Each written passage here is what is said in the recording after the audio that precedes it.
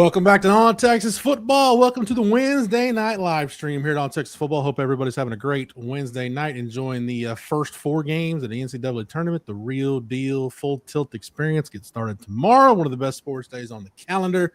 But we're talking Longhorn basketball. We're talking Longhorn football, talking everything burnt orange here on the Wednesday night live stream. Thanks, everybody, for hanging out. Your questions, comments are welcome. Super chats, as always, jump to the front of the line. Joining me tonight, as always, on Wednesday nights, lifetime Longhorn Marcus Myers and Jerry Hamilton joining us as well. Jerry, to what do we owe the honor for the your presence on the Wednesday night live stream? Well, I know Jeff's been on like 5 videos today, so I'm pretty much, in case he just falls out of his chair, I'm coming. I'll be the reliever. I'll try to be the middle relief guy, and I'm just sitting here watching the first 4 games, so it's I have a good time. Marcus and I, we haven't talked about Laurence Seymore being cleared, so just came to have a good time with the chat, man, and help you in case you need a nap. I'm actually standing up, so we're good for this one. Spoiler alert, yes, folks, I stand up during when I'm on video. So I did not know that until just now. I like giving away. There's a couple people in the chat that have figured it out already, but I do stand up for these. So at any rate, Marcus, I'm gonna give you the floor because you texted me earlier today when more news went down. You've been chomping at the bit to, and by the way, Marcus is okay, everybody. Yes, he was hacked on the Twitter machine. I was hacked. Yep. He's not being held hostage right now. We don't need to make sure that he's got a newspaper with today's date on it or anything. So Marcus is good. But Marcus, you wanted the floor for the Laurence Seymore news to react. The floor is yours, sir. Yeah, man. I was, obviously excited to see the news and for things to turn out positively, right? I think when it was first reported that he was even, considering Texas, everybody had a bunch of questions. But I think, for me, I think this staff has done enough to warrant my confidence that if they've, chosen to target a player and ultimately accept his commitment, that they had a high level of confidence to making sure that they'd have the ability to make sure that he was able to get cleared. And so, based on stuff that, you all have reported prior, right? Like he had been working on a waiver with his prior school. And as soon as, he went into the portal, they were like, well, why would we keep on trying to help you with this if you're just going to leave?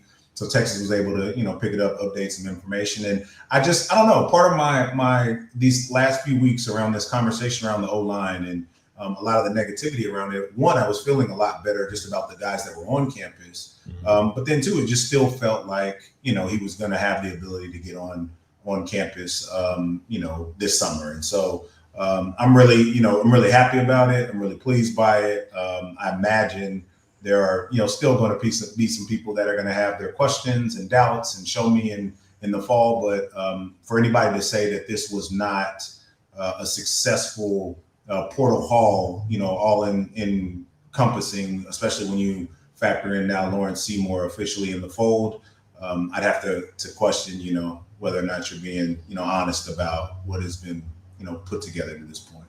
Hey, Marcus, what do you think? So he's the only guy not there this spring, obviously.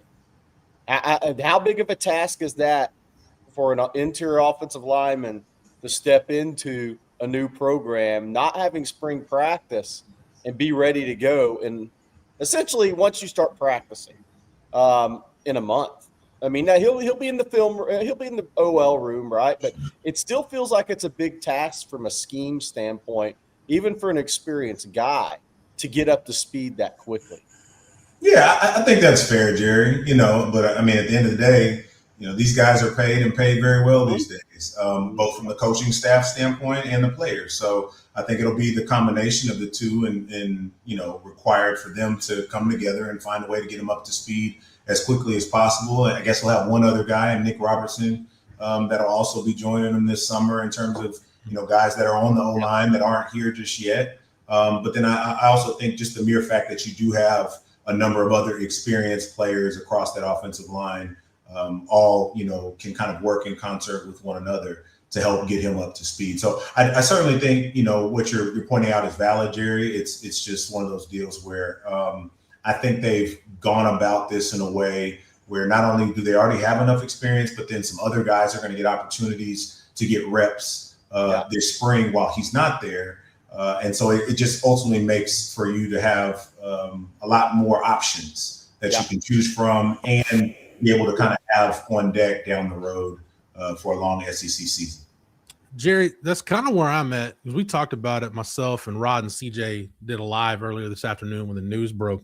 And what Marcus just said, that was my big point for it, was, hey, you give yourself more margin for error, just get an experienced body in there. And somebody brought it up in the chat and said, hey, is Lawrence Seymore going to be given the job, or is he going to have to compete for it? And my thing, Jerry, is Jaden Chapman's going to have to make him compete for it. Like, he's getting the first team reps at left guard right now. Like, that's Jaden Chapman's responsibility. Yes. The team make Lawrence Seymore have to come in and earn that job. Yeah, for sure. Or if they slide Jordan Coleman inside, I mean, right, and get him in that competition. But I do think, it creates him not being there is going to help create more depth on the offensive line, because those guys are getting valuable reps this spring. But I do think that means you got to come in and earn a job. I mean, and so I think it's going to make for a healthier competition in a lot of ways. So, I look, and I think that's the other thing why one of the things this spring that we're not going to talk about enough, Jeff and Marcus, is, yes, Trevor Goosby's out, but that's huge reps for Jordan Coleman. Yes, Arch Manning's out. These are massive reps for KJ Lacey. He is clearly the number 2 quarterback. And we can look at a few other positions as well in that regard. But I think that's one of the hidden things this spring is it's going to allow Sark and Flood to kind of figure some thoughts and things out on the offensive line. And from a Sark and A.J. Milwee perspective, if Arch was healthy this spring, you would go in the next year with KJ Lacey, have a good amount of reps, but now he's taking first-team reps all spring. These are actually blessing in disguise type of situations if it pans out the right way. I think, Marcus, I'll get your thoughts on this, Jerry. You can circle back to it as well. Feel free. This is a time where, fair or not, like, there's certain positions where, based on what guys further down the depth chart with less experience do this spring, that's going to give the staff a better idea of where they need to plan to go when the portal opens in January. Like, get an idea, okay, we feel like this guy's going to develop and evolve throughout the summer and fall. Let's see where it goes. And we're going to be in big time trouble when these upperclassmen leave, depart for the NFL or whatever. We need to be thinking about targeting a safety, an offensive tackle, whatever the fill in the blank position. I'm not saying those specifically, just using them as examples. But Marcus, this is the time, fair or not, where those decisions have to start being made. Yeah, I mean, you get into kind of this talent acquisition cycle, if you will, right? And Jerry, you know it well. So do you, Jeff, from, having covered this stuff for so long that, first it's the high-end high school recruits, right? Then it's your developmental guys, and then who can I get to a starter level? Now, when you factor in the portal, you have this, great amalgamation of talent. And the next, phase of that is, okay, if they go out there and have the season that you're hoping that they have, then you have to be able to identify how you're going to replace that, because one, you're likely going to have a number of underclassmen, determined to go pro, and or just guys out of eligibility. So, to your point, Jeff, this is where you're able to begin to really truly identify, okay, what do I have here, and what do I need to be planning for? And we know that, they do a great job of that. We know that, often, probably the next, I've been calling them crash outs, right? The next wave of crash outs is going to be, probably this summer, when there's not enough recruits, in the fold, and the sky is yet falling again. And what is Sark doing? And A&M is kicking our butt, or Texas Tech is kicking our butt in the state. And then you're going to look up and they're going to have another top 5-10 class to add to whatever they do in the portal. So I think you're right, Jeff. You have to, there's a number of hats that they have to wear. And so I think, even to that point, it's that much more important to have the type of staff that they've brought on, whether that's a Mark Stoops or any of the other number of kind of ancillary coaches that maybe aren't the full-time on-field guys, but that can help you identify maybe some of the holes in your team, not only for this season, but beyond. The only thing Jerry likes more than recruiting crash outs are live basketball threads, but we'll get to that. We can discuss that another time. Antoine, I don't know if you meant to mention another wide receiver. We'll get to your question in just a second, but thank you guys for dropping the questions in the chat.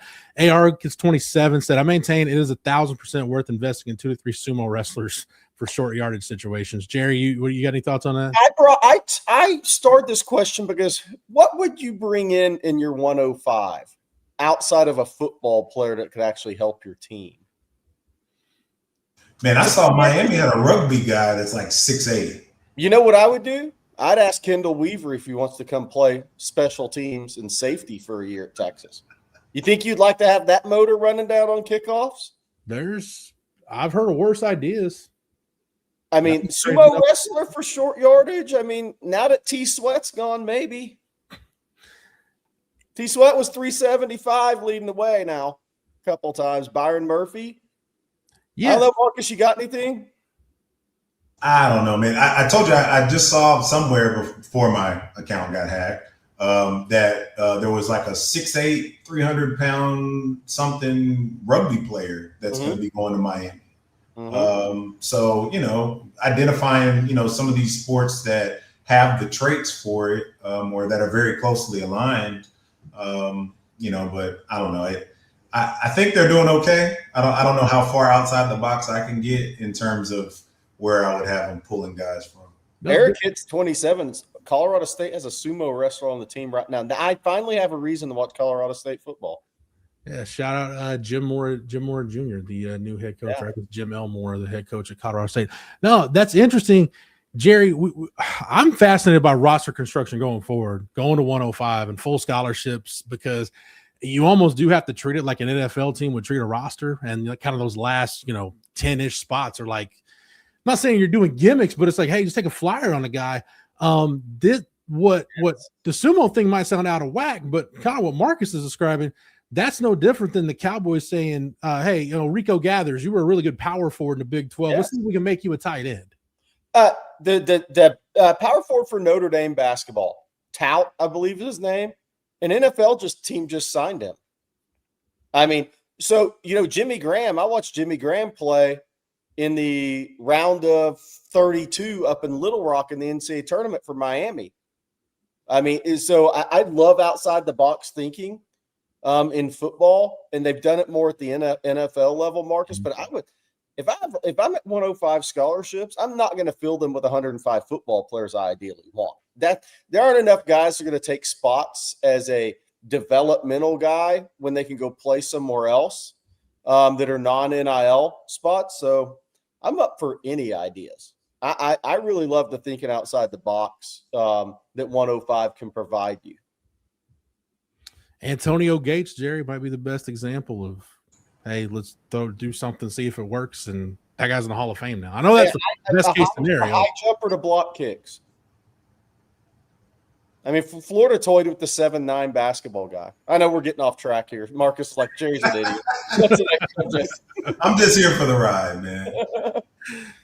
Can Modest play tight end? I want Modest to focus on being the best big man on the basketball. Modest would get way too many holding calls to be on any line of scrimmage on offense. Trying to fix penalties. I would throw the flag before the play even starts. I was about to say, Jeff beat me to it. If you don't want penalties, I think we should let Matas focus on basketball.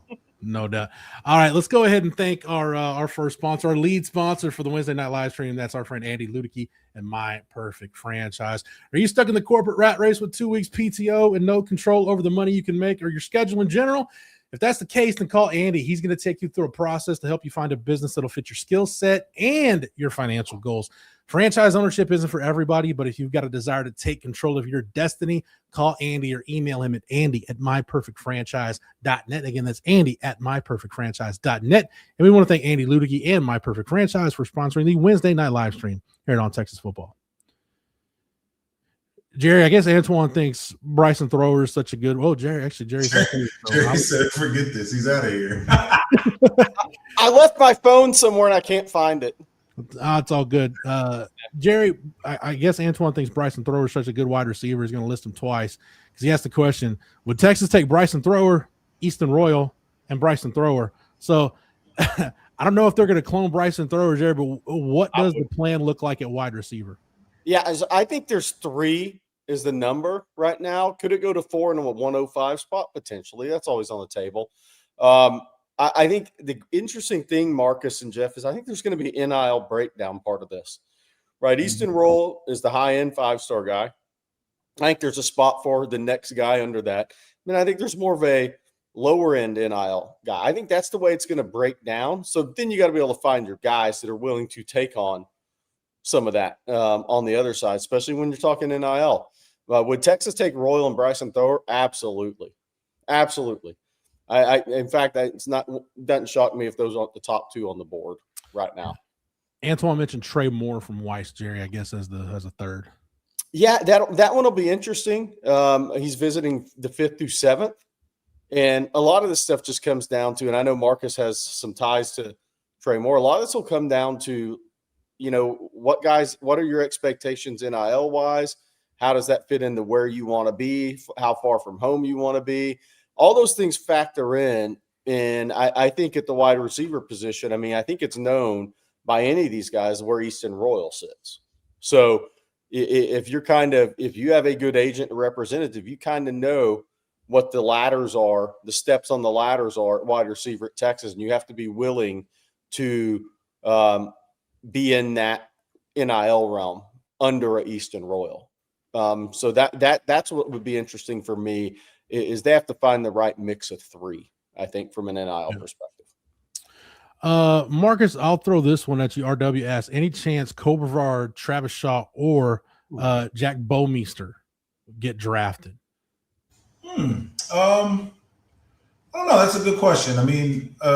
It's usually pretty tougher on punters, right? That's not overly common. You have kind of a aberration here or there, but I don't really remember the last time a punter was drafted. Maybe there was one last year. I might have missed it. When you think of Shaw, he's had a lot of injury issues. But certainly someone could take a chance on him late round. Brevard would be the one that's the most intriguing to me. Just had some really, really quality, reps this past season. I think over his entire career, even when he was at Purdue, has put on some really good film. So that would be another guy that I could see as a potential late round guy. But most likely scenario, I would guess, for all of them would be UDFA. And a lot of times in those instances, that's better than being drafted 6th or 7th because you kind of have an ability to at least identify where you think, might be a good fit.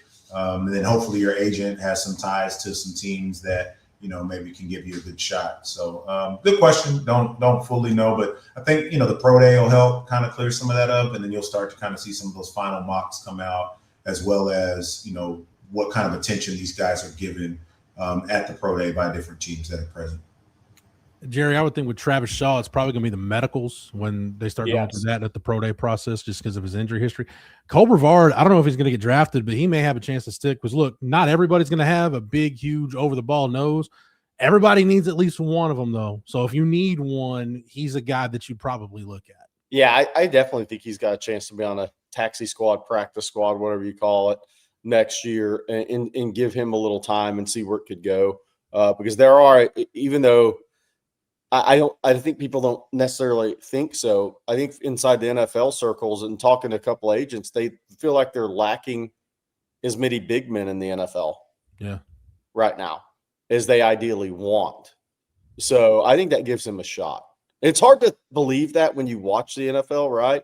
But that's just coming from the agent angle. I've talked to a couple of guys, and that's kind of what they told me they're hearing from NFL staffs and front offices. Marcus, I think that defensively, that might have something to do with, you want more versatility. You want to manufacture kind of quote unquote as much depth as you can with as few guys as you can. Some of those specialized positions, you don't really like the big over the ball nose or maybe like a designated pass rusher. Like you may not think about some of those spots until you're like, oh, well, we may need to bring in a couple of guys in camp to see if we can have somebody that makes us roster to fill that spot. Okay. All right. Cubed has a super chat. Thank you. All right. Cube for the super chat says, sorry if I missed it, but why did he win the appeal? Talking about Laurence Seymore. Jerry, I think it's real simple. And like we haven't touched on this part of it. Texas wouldn't have done this if they didn't think they had a really good shot to have this happen. It basically boils down to he didn't play anywhere in 2023. So basically it's not like you're trying to finagle something or move some stuff around or, make something out of nothing. He's literally trying to get back a year that he lost. Yeah. Marcus, we talked about this on another show. He had the mystery year. Like when he first went to the portal, I looked at the Akron website from when he was there, and it had him playing 2 years there. But that turns out it must have not been actually the case. And I make that. So I think the NCAA had to get to that mystery year. Where were you? What was going on? Were you actually on a campus? Were you not? They probably went through his college transcripts and kind of got a good feel for where were you that missing year. And I think that's my opinion, because that got me going on him when I started looking around. I said, hold on. Is something you're out of eligibility if you actually suited up at Akron 2 years. Apparently that was not the case. And I think the NCAA just had to work through that missing year and kind of get the answers on it. Yeah. And I think to Jeff's point, Texas wasn't going to engage in a scenario like that if they weren't confident that at least the conversations that they had been having with him, and then ultimately the support that they could provide him was, going to make sense all around. So sounds like that, all came together and he won. Yeah, it's that 22 season, I think, where he was at Miami. Right. I guess it was 2023, where he's at Miami and Cristobal comes in and he doesn't transfer out during the coaching change when you've got that window where he could have transferred out, sticks with it. And then I think he left Miami like about a week, maybe less into camp. So and like Jerry said, there's that mystery year. So yeah, it wasn't like you're trying to, this isn't like a Diego Pavia, right? Trinidad Chambliss, Joey Aguilar kind of thing where you're trying to get something out of nothing. It really did. He missed the season. So, but yeah, like I said, I don't think they would have done it unless he had a really good chance of it happening. Jerry, Cisco Diaz, that's a good question. So Jerry, is that Charlie Brown on your mug? No, it's a man and his dog. Okay. There you go. Oh, man. So that's me and Lucky the Chihuahua. Okay. Awesome. Great stuff, Jerry, as always. We'll go to Antoine has another question. Jerry, Marcus, whichever one of you guys wants to take this, feel free. Is Jaden Chapman, Jordan Coleman, or Andre Kojo the sixth offensive lineman? Jordan Coleman's interesting because Chapman's an older guy. He's worked multiple positions. Kojo, until we get a better idea of where he is coming off the knee, I don't know that it's fair to put him in that mix. But Jordan Coleman's interesting because he's going to get a ton of snaps this spring, and then you can kind of figure out where it goes from there. I'm gonna ask Marcus this. It's Jordan Coleman. Like if there's a six though, well, it's Jordan Coleman. It's up to Jordan Coleman to take that over. Mm-hmm. Now Kojo can't be the six because he's still not healthy, right? So he's a to be determined. It's up to the young guy to kind of overcome the older guys. Even though Jordan Coleman's playing tackle right now, Marcus, I think he's got such upside that he could easily be that guy come the season if he continues to have a good spring and summer. Yeah, I mean, spring ball is his opportunity to prove himself, right? He's going to probably have more reps than he will come fall camp, and unless that, and he really forces the issue to make them give him more. That being said, I know Kojo has to get healthy and he's still TBD, but for me, I'm fine just putting a flag out there that by the end of the season, I think Kojo's your sixth offensive lineman, because I think in a different world, Brandon Baker might have been playing right guard or a guard position, an interior position last year, if Kojo had been able to stay healthy and actually compete throughout the season. So this has no bearing on what we're talking about, but this goes back to kind of Jerry's coffee mug. All right, Cube just says, speaking of dogs, can't stand Kirk Herbstreit and his dog entitlement nonsense. I don't know where y'all come out with Kirk Herbstreit's dog. Jerry, you're a dog person. Where do you come out on Pete the dog? I mean, I think it's a little much how prevalent it is on college game day, in the booth, part of the pregame show. I mean, I think it's a little much, honestly, but I'm not. I mean, it doesn't matter too much. Yeah. I don't know about. Dude, I'm an animal lover. Yeah. So, I mean, I'll probably bring Lucky on this show just so everybody can see him now. You a dog person, Marcus? I used to have a dog when I was growing up, and then when old Freddie passed, it was hard for me to personally want to get another one. But I feel you. Yeah. Girlfriend has two dogs, so dogs are cool. I just when it comes to Herb Street and his dogs, I couldn't care less. Like one way or the other, it's fine. It doesn't change my college football Saturdays. If they ever put the headset on the dog in the booth, I might go strong against it at that point. Everybody file that away for the watch-alongs next year. Yeah. Herb Street's on the call, and it's bad enough in the fourth quarter that Pete gets a headset. Jerry may crash out at that point. So, what if your pet's an iguana? Can you bring it into the booth? Ooh. I mean, where are we stopping at dogs? Marcus loves why this. should you? Look, I'm just sure, Pet python. Herb Street's got a python on his hamsters, shoulder.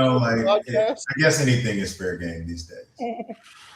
All right. While we contemplate that, let's go ahead and thank another one of our sponsors here on the Wednesday night live stream. Get a shout out to our friends over at Rogue Shop. Rogue Shop is bringing real plant medicine back to its roots.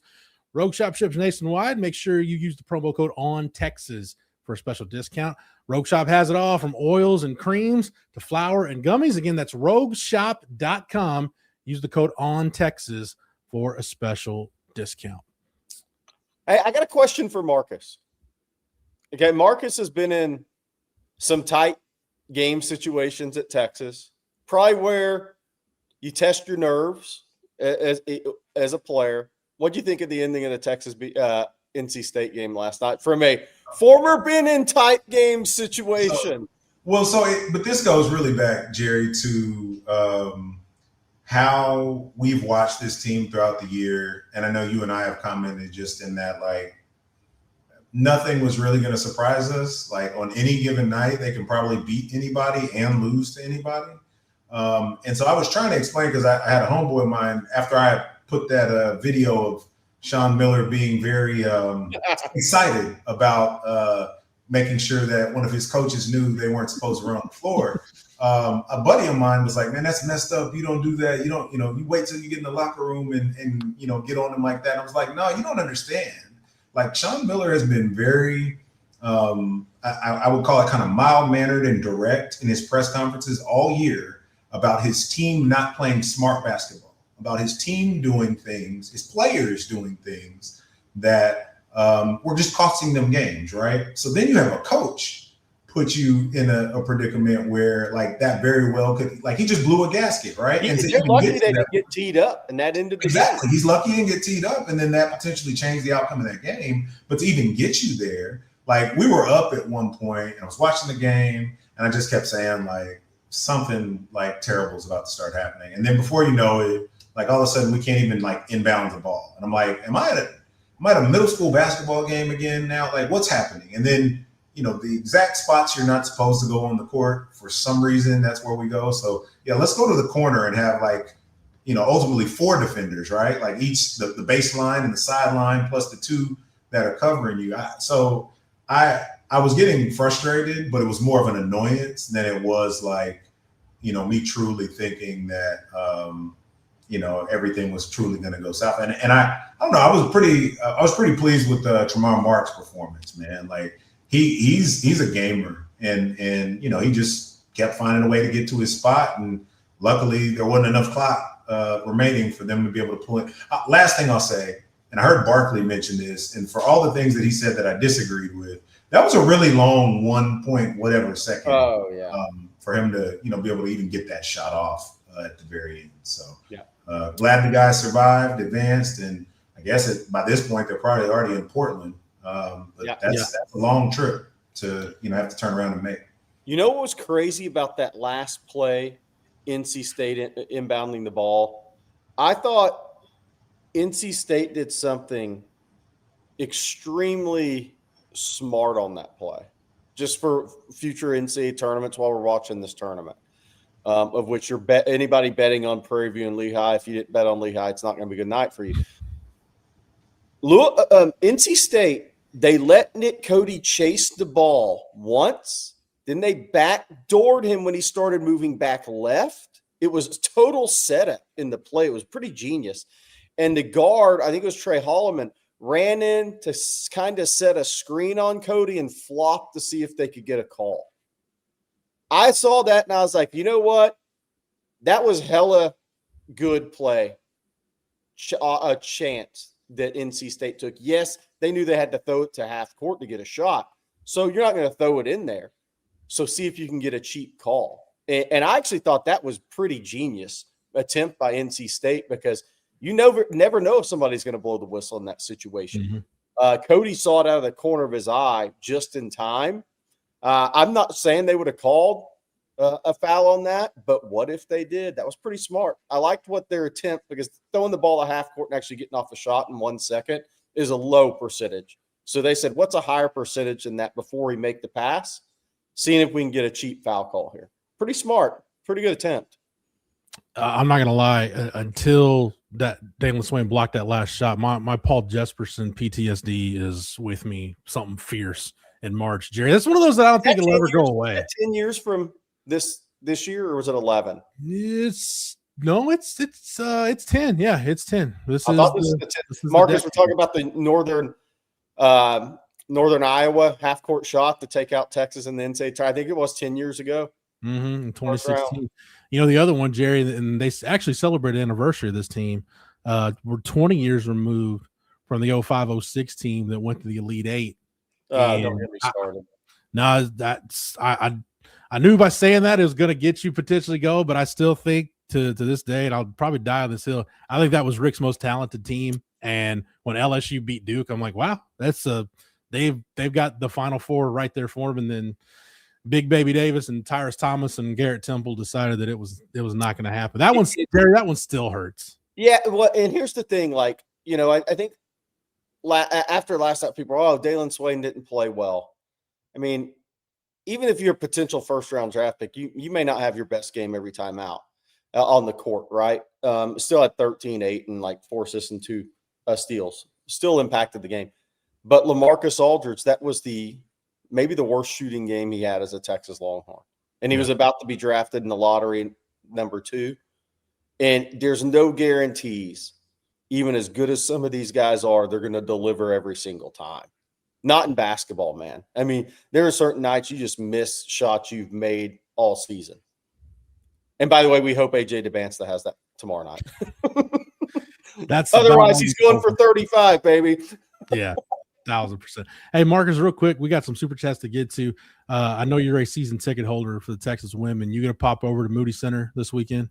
Yeah, I probably won't catch the Friday game, but Sunday I'll be there for sure. I know you got to win the first one, but women's is a little different than the mid side. If you're a high seed, you're usually kind of cruising on through. So my parents are going to go to the game on Friday. I'm going to go on Sunday. Nice. Yes, Friday. I think it's a 3:05-ish start for the Texas women in the NCAA tournament. All right, let's go ahead and get to. We got some super chats. Lock and Horns said, "Is it illegal to practice with the team when not enrolled?" Jerry, of all the no-nos, that's about as big a no-no as you could violate. Yes, and in college you'll get caught. In high school, maybe you can get away with it, but in college you will get caught on that. Yes, it very much is. Yeah, I mean, just in addition to it actually just being against the rules, it also becomes a liability, right? Like you're out there practicing and get hurt, and you're not even on the team. Like that becomes a whole other S-storm that nobody wants to deal with. So yeah, that's definitely illegal. Nathan, thank you for the super chat. By the way, Lock and Horns, thank you for the super chat. Nathan, thank you for the super chat. Because we always talk about the good during practice, but is there any concerns that you have seen so far? So we haven't seen much. Teams on spring break this week, so no practice. They'll pick it back up next week, get back on the field on Tuesday. Jerry, if there's anything that concerns me, and I'm not going to say it's a concern, we haven't seen much special teams, so I couldn't tell you good, bad, or indifferent. I think it's just the health and safety is something at this point that really concerns me. I would agree with that, because the thing about Marcus, now that Jonah's out, right, and I think that's going to go roll right through the summer too. Phil Samee's out, and I know Gideon's familiar with those guys from recruiting him. But I think Will Muschamp coming in, he's going to get a lot done in the spring with his guys, but there's also going to be a little emptiness at the safety position because he hasn't had a chance to get those guys on the field repping. Zealous Hicks, CJ reported Zealous Hicks is expected back shortly after the break, so maybe he gets in half a spring. But, Jeff, I think you're 100%. It's the safety position, whether it's injury, whether it's serious injury. I think that position is going to be pretty unclear headed into August. Yeah, and you would have loved to have whoever you felt or whoever Muschamp felt was kind of leader in the clubhouse to be that other safety, to be in there all spring, right? Because then that's when you really can build on that cohesion and largely that communication, right? I think that's maybe where at times, even with some of the guys we had in and out of the lineups last year, it just didn't look the same as maybe the prior, 2 years. And so, I could see that being an area for concern. And then I also would maybe just say, with a couple of the guys being a little nicked, still playing with these different combinations, but knowing that most likely that's not going to be your final iteration come the fall. The more time you can ever get, with players, the better. Same token, rather. The guys that, had some of those cleanup surgeries, I think were necessary, and are ones that aren't as serious to where they should be back in plenty of time and be able to contribute at a high level. But you would love them to have the opportunity to get those reps with one another under Muschamp's system specifically, with him, coming back and kind of implementing things in a different way than PK did. Marcus, you mentioned guys that had cleanup surgery. Anthony Smith was one of those guys. Are we not talking enough about the opportunity that Tyler Atkinson has to get a lot more snaps than a freshman spring enrollee would otherwise get with Anthony Smith out? So not only is he learning the new system while everybody else is, but he's going to be getting snaps that he otherwise wouldn't get. I don't know. I feel like maybe that's something we should be talking more about. Yeah, I think you're right. And I'll say maybe specifically the reason why I don't as much is I'm just a big proponent for letting these guys kind of grow into their positions and into what roles they're going to have for this team. And specifically when you're someone that comes in with, the level of talent that he has and to be highly touted. I think a lot of times, I won't necessarily say us, I'll just say people in general, just look at, maybe you've even said this before, Jerry, or maybe it's Bobby that used it. It's not, just a player gets on the team and then it's just, okay, he's automatically what he's going to be, right? Yeah. It's yes, he can have a lot of talent, but there's different nuances to the game. And so to fully answer that, Jeff, I just don't want people to go over their skis on expectations. And then if the young man doesn't meet an expectation that people arbitrarily set for him, now, potentially, was he really all he was cracked up to be? And so I definitely think the opportunity is perfect, though, for the experience and to get him the reps and to start building upon that.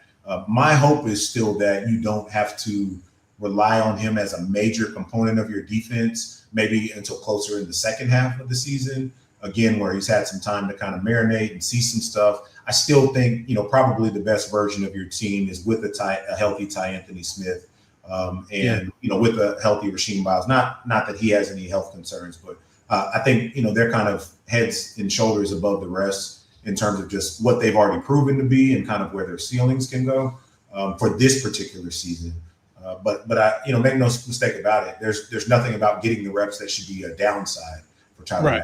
And I don't want people to, start throwing out the lofty comparisons and expecting too much of them too soon. Right. Good stuff, Marcus. Nathan, thank you so much for the super chat. Juan Garza, thank you for the super chat. This one's for Jerry.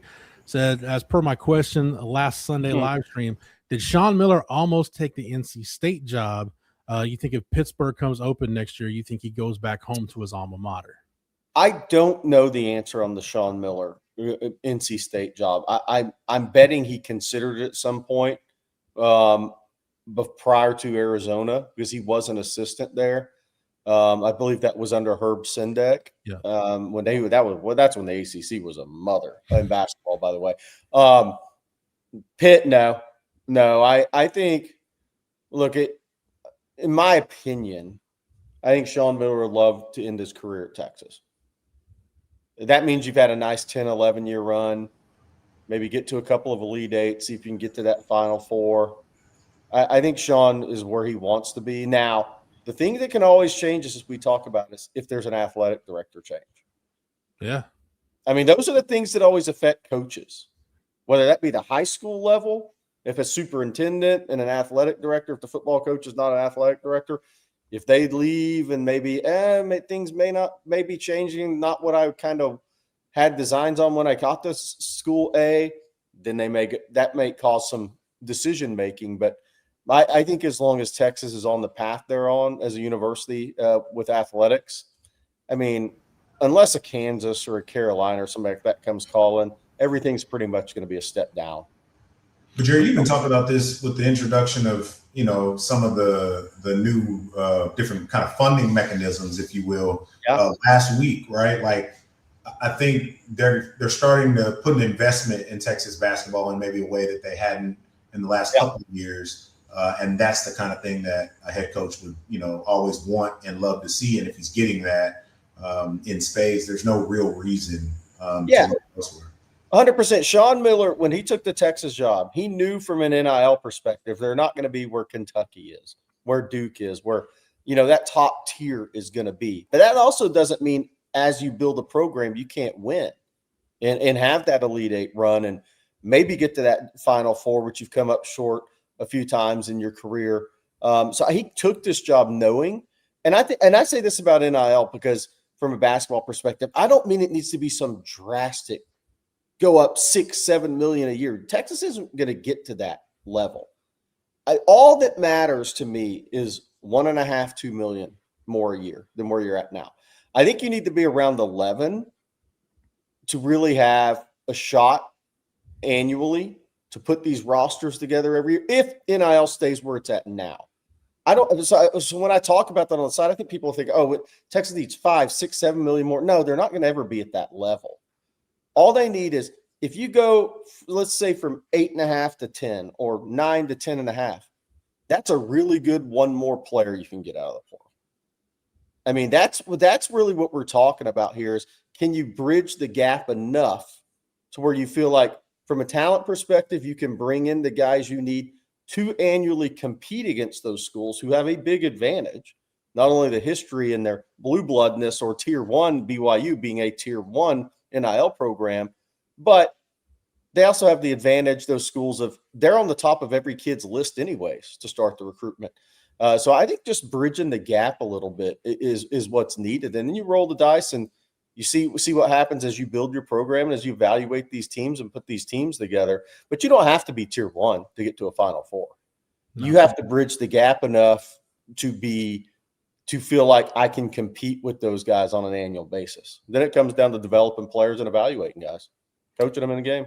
Yeah, Jerry, I tried to lay it out last night because we got asked about it too, the NIL and how what's Texas going to do from a financial standpoint.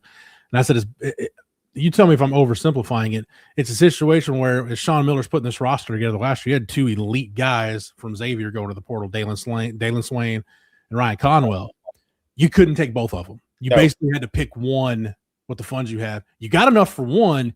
You just didn't have enough for that other top tier, elite portal. Yeah, I mean that's it. So if you take that and you had a 1.5 million more or something, and you could bring Ryan Conwell in. By the way, he got 2.5 plus a signing bonus from Louisville. That was not cheap. But if you could get that for maybe a little bit less because of the relationship with Miller and he had a good year under him, then what's the difference? Difference is probably 5 or 6 wins in the regular season, and your seed's probably up 6. And that's a massive, massive difference on a basketball team. And anybody that comes in, if you come in with that, then I think you'd have felt like, we're ready to roll in year one. But I also think Sean Miller's trying to build a program too. Let me ask you both this real quick, just because I saw Stephen Houston kind of mention something like this in the chat, and me and my homeboys argue about this a lot. What is it that, just in y'all's opinion, right, that you see, and I see it both on the men's and women's side of basketball, where I tend to feel like we don't recruit the top flight in-state players as much.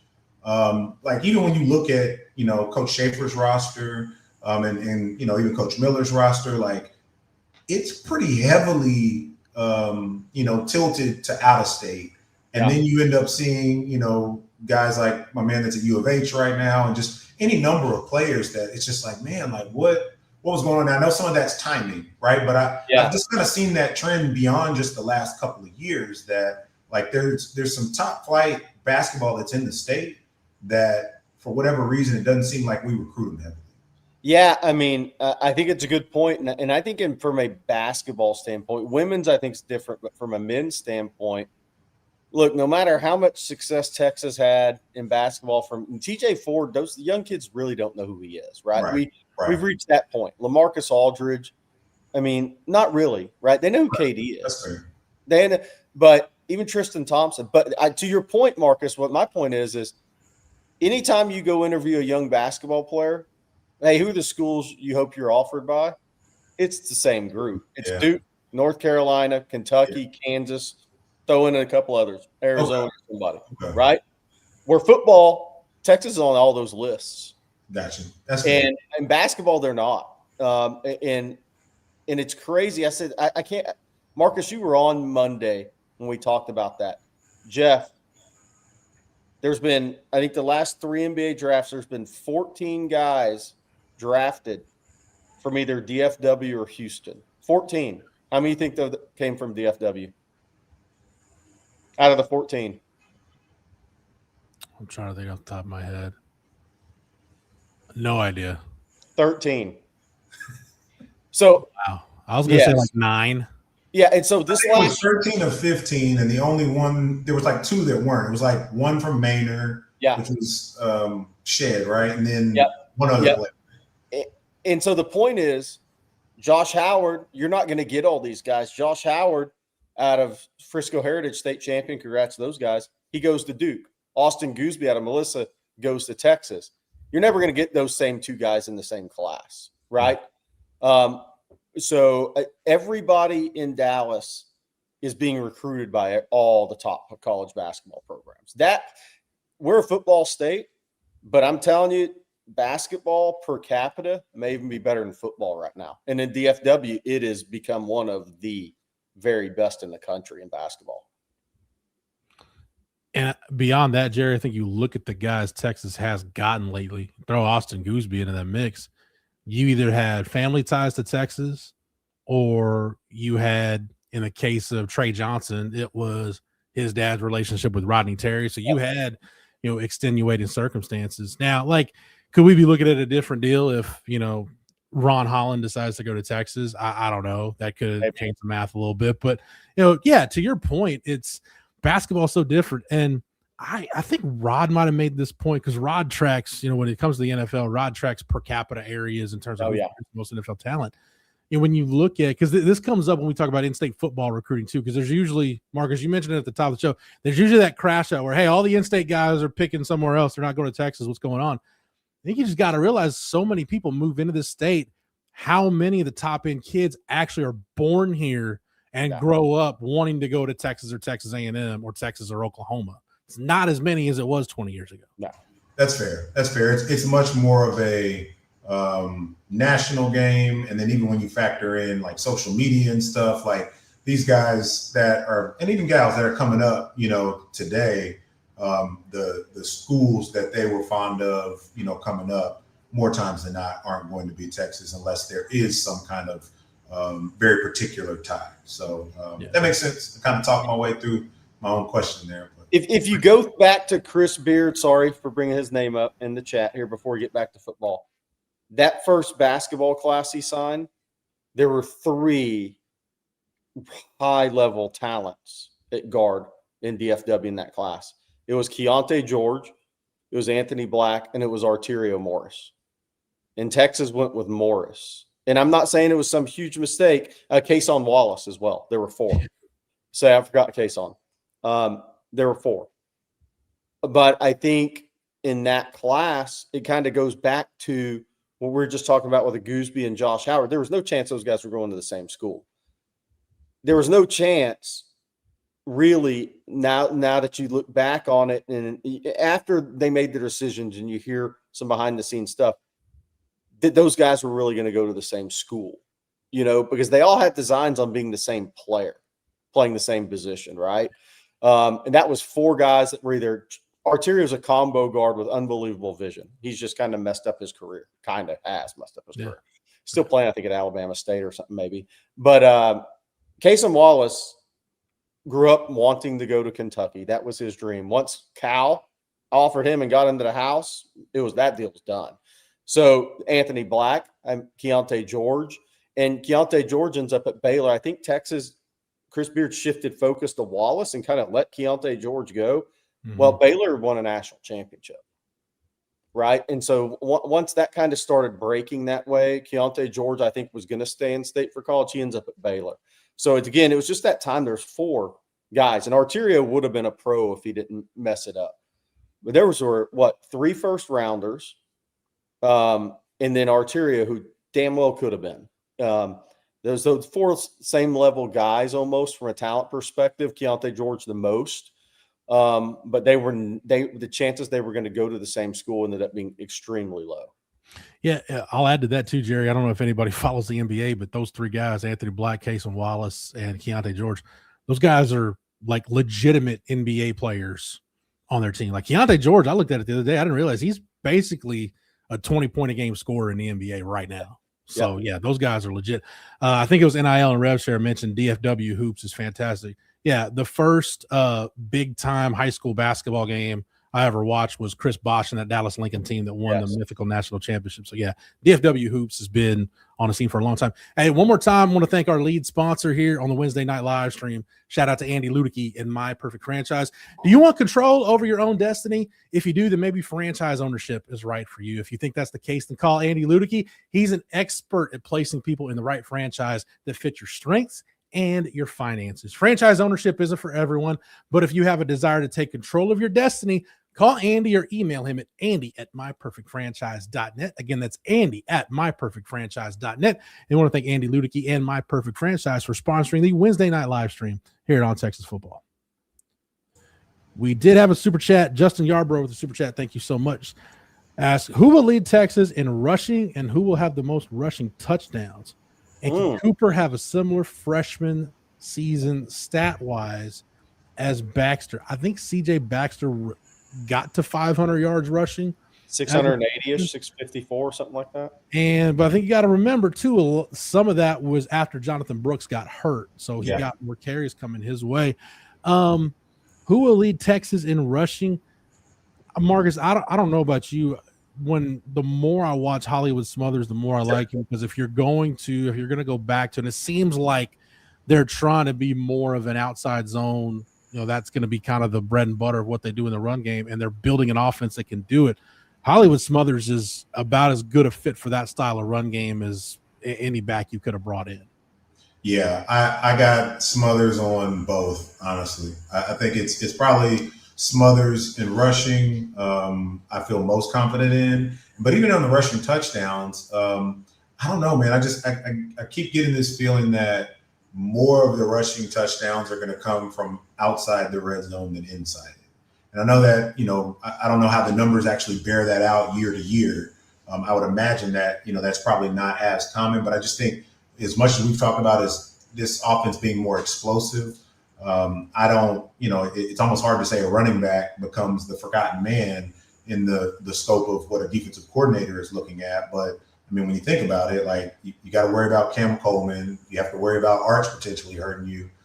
So it's almost like the running back core, and Smothers in particular is kind of like the third person that they're really, most worried about. And it probably doesn't truly play out that way, right? But I get this sense that you're going to have some more touchdowns coming from outside of 20 yards than you have over the last several years. And so for that reason, I think, but it could be, very well that like 1 or 2 touchdowns are separating him and Raleigh Brown and Arch, right? Like I don't know if anybody's going to run away with the touchdowns necessarily. But I do think, when it gets down to the yardage, that it'll be Smothers when it's all said and done. Jerry, what do you think about Derek Cooper's freshman year? Maybe not even stats-wise, but just his role. I think where I think Derek Cooper has an opportunity right now, and we'll see where it goes for him.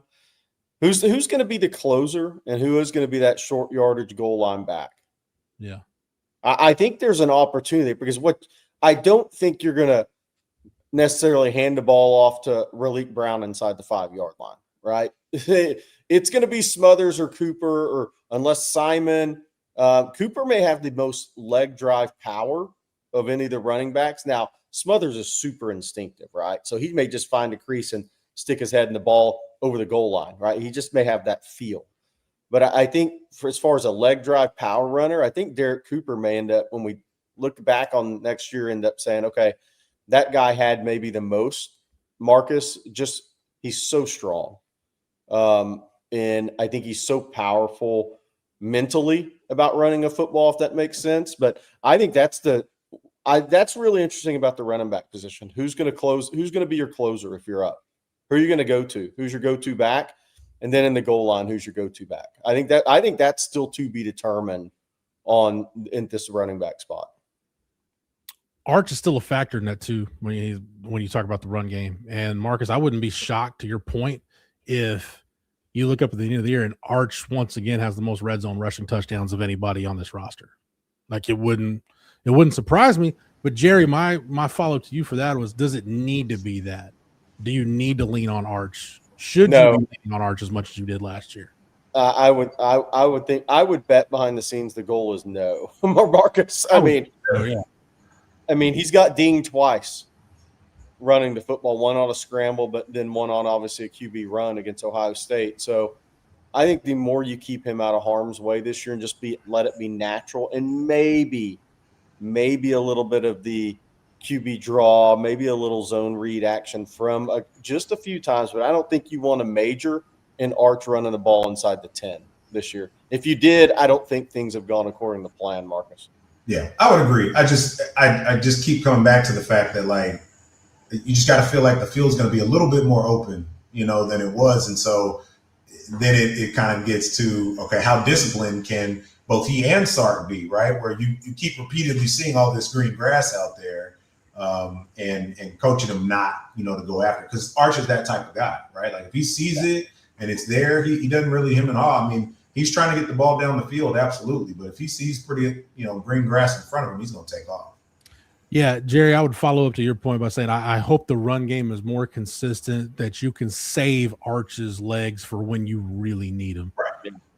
Like the Ohio State game, you're probably going to need them. There's going to be a couple games in SEC play where you really need it. If you get into the playoff, you'll need it. So I don't need Arch getting a bunch of rushing attempts against Texas State. I'd hope you can run the ball much more effectively in games like that to where you can save that and preserve his body a little bit. So, guys, and Marcus, I'll start with you. Any final thoughts? Anything we talked about tonight, or anything men's basketball, women's basketball, football? Anything you want to? No, man. I mean, obviously we get to watch the men play tomorrow night, right? And then the women will be on Friday, so we get 2 days in a row of some Texas basketball, and hopefully that extends all the way through the weekend. Would love it if the men can take BYU down and get to play on Saturday, and then of course the women are pretty likely to advance, barring something just catastrophic that they wouldn't. And so if that all comes to fruition, you got 4 days straight of Texas basketball. Who's the baseball team have this weekend, Jeff? Huge series at Auburn. Top Auburn. five. Okay. At Auburn. Okay. At Auburn. Yeah, I mean, here we are. We're at that kind of sweet spot of March Madness. And then, this time next week, we'll be back, talking about what's been going on in football. So I'm just excited. It's always a great time of year. And everybody on the 40 is doing really well right now. So hope we keep that momentum going. I would close with this, Jeff. The winner of the Texas BYU game, I think, has a tremendous opportunity to beat Gonzaga and get to a Sweet 16. And here's the reason. Braden Huff is out for Gonzaga. Braden Huff is arguably their best player, second leading scorer. That's a big loss as a big man. They have two big men on that team. The Wyoming transfer has been healthy after missing time with an ACL in the past. Not having Braden Huff, that's a big deal. I think if Gonzaga wins their first round game, which they should, and gets that second round game, just remember that when going into this Saturday. You hope Texas gets that opportunity, but the winner of tomorrow night's game has a real shot against Gonzaga. Gonzaga got an unfortunate injury a few weeks ago. Now BYU did too. So you could say, Texas, hey man, you're afforded a real opportunity here and you can go play loose. You got past your stress game.